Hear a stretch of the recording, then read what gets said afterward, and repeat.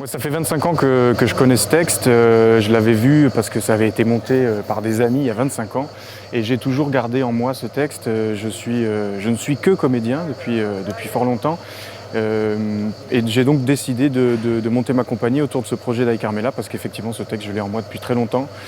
Il contient tout ce que j'aime au théâtre. C'est une tragédie. On suit le destin de deux comédiens prisonniers de la guerre d'Espagne et en même temps, on rit beaucoup.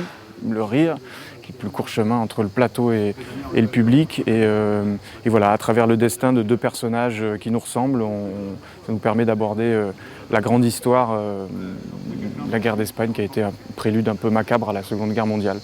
Donc le déclic, il est là depuis très longtemps en fait. Et je savais inconsciemment peut-être que je montrais ma première mise en scène avec ce texte.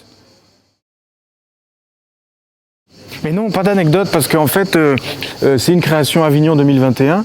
Alors on espère que le spectacle aura une longue vie et qu'on va se créer plein d'anecdotes avec vous qui venez nous voir.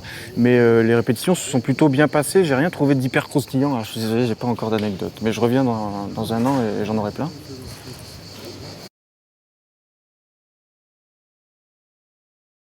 Ai Carmela, c'est l'histoire donc d'un couple de comédiens qu'on peut qualifier de comiques troupiers, voilà, des comédiens de cabaret un peu, c'est pas des grands drames, bref, qui se retrouvent prisonniers dans le camp fasciste pendant la guerre d'Espagne et qui se retrouvent obligés de jouer pour un parterre d'officiers franquistes et quelques brigadiers internationaux qui ont été faits prisonniers et qui visiblement vont être fusillés le lendemain.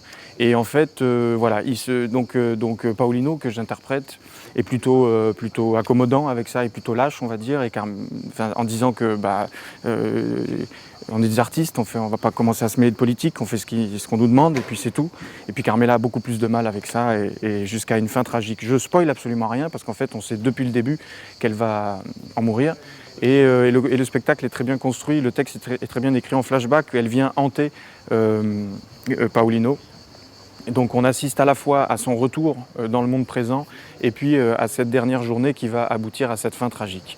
Voilà, ça nous permet de nous plonger dans ce contexte de la guerre d'Espagne qui a été déterminant pour notre histoire. Ajouter des chansons issues du répertoire des chants républicains espagnols. On a rajouté aussi un travail corporel pour condenser ça en 1h15. Voilà, c'est une tragédie où on rit beaucoup. Ça s'appelle Ai Carmela.